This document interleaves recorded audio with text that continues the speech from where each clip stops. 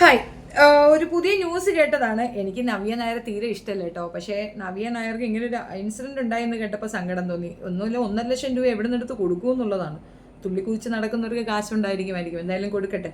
പക്ഷേ ഈ ഒരു വിഷയത്തിനെ പറ്റി ഒന്ന് സംസാരിക്കണമെന്ന്. മുല്ലപ്പൂ കൈവശം വെച്ചതിന് 1,00,000 നടിക്ക് പിഴ, അതും ഓസ്ട്രേലിയയിൽ ഇറങ്ങിയപ്പോഴാണ്. അപ്പോൾ ഓസ്ട്രേലിയ നിസ്സാര സ്ഥലമല്ല കേട്ടോ, മെൽബണിലാണ് ഈ 1,400,000 1.5 അല്ല 1,400,000. അപ്പം അതിൻ്റെ ഒരു വ്യക്തത തരണമെന്ന് തോന്നി. പുള്ളിക്കാർക്ക് തന്നെ സ്വന്തമായിട്ട് ട്രോളൊക്കെ ഇറക്കി ഏത് മൂഡ്, മറ്റേ മൂഡ്, മറിച്ച മൂടെന്നൊക്കെ പറഞ്ഞ് വീഡിയോ ഒക്കെ ഇട്ടിട്ടുണ്ട്.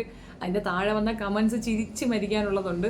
ഒത്തിരി കാര്യങ്ങൾ അങ്ങനെ അതിൻ്റെ താഴെ വന്ന ആളുകൾ പറയുന്നുണ്ട്. അപ്പം അതെന്താണെന്നുള്ളതിൻ്റെ ഒരു വശം പറയാം. എന്താണത് അങ്ങനെ ഒരു ഫൈൻ വരാനുള്ള കാരണം?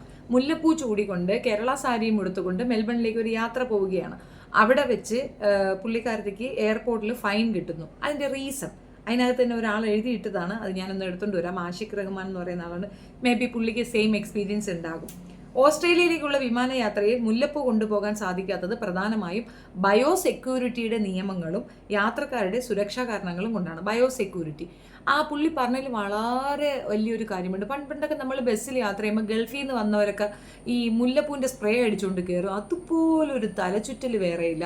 ഈ നമ്മൾ കല്യാണ വീട്ടിലൊക്കെ പോകുമ്പോഴത്തെ മുല്ലപ്പൂ സ്പ്രേ അടിക്കും. ഭയങ്കരമായിട്ട് അതിൻ്റെ ആ എസൻസ് ഭയങ്കര സ്മെല്ലാണ് അല്ലേ?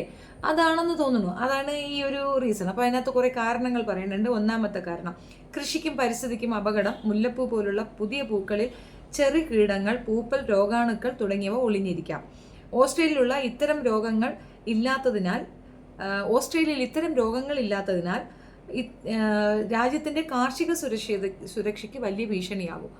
അങ്ങനെ ഒരു സെക്ഷൻ അവർ കീപ്പ് ചെയ്യുന്നുണ്ട്. അപ്പോൾ പൂപ്പൽ രോഗം ഇങ്ങനെയുള്ള സാധനങ്ങളൊന്നും വരാതിരിക്കാൻ വേണ്ടിയിട്ട്. അപ്പോൾ മുല്ലപ്പൂ ഇല്ലേ ഓസ്ട്രേലിയയിൽ? എന്തൊരു. രണ്ടാമത്തത്, ഗന്ധപ്രശ്നം. അതൊരു വലിയ പ്രശ്നമാണ്.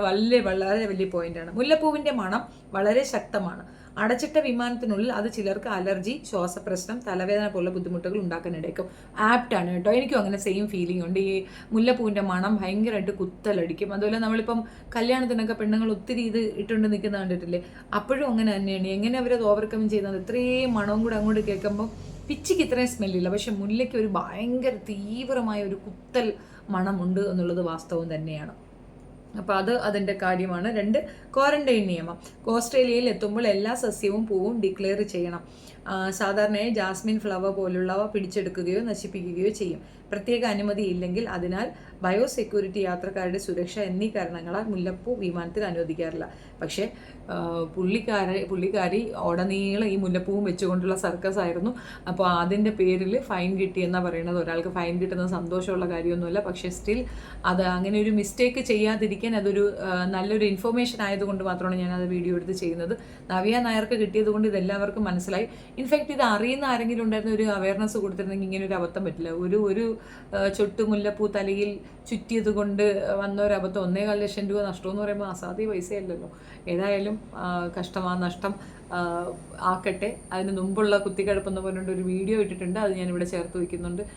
പിന്നെ രണ്ടാമതൊരു കാര്യം എന്തെന്ന് പറഞ്ഞു കഴിഞ്ഞാൽ, മുല്ലപ്പൂ വാസം നമ്മളിപ്പോൾ ഏറ്റവും ഇഷ്ടപ്പെടുന്നത് എന്തെന്ന് പറഞ്ഞാൽ, ഇവിടങ്ങളിൽ പണ്ട് കാലങ്ങളിൽ ഈ സ്പ്രേയോ അത്തറോ അങ്ങനെയൊന്നുമില്ല. നമ്മൾ അത്യാവശ്യം പണിയൊക്കെ എടുത്തിട്ട് മുല്ലപ്പൂ കെട്ടി തലയിൽ വെക്കുമ്പോൾ തലയ്ക്ക് നമ്മൾ ഷാമ്പൂ അങ്ങനത്തെ പരിപാടിയൊന്നും പണ്ടില്ലല്ലോ. പണ്ട് താളി ഉപയോഗിച്ചൊന്ന് ക്ലീൻ ചെയ്യുക എന്നതിനപ്പുറം മണമുള്ളതായിട്ടൊന്നുമില്ല. അപ്പോൾ അത് മുല്ലപ്പൂ ചൂടി കഴിഞ്ഞാൽ അതിൻ്റെ മണം ആ മുടികളിലേക്ക് വരിക എന്നുള്ളതാണ്. തുളസി കതിരൊക്കെ വെക്കുന്നത് അതിനാണ്.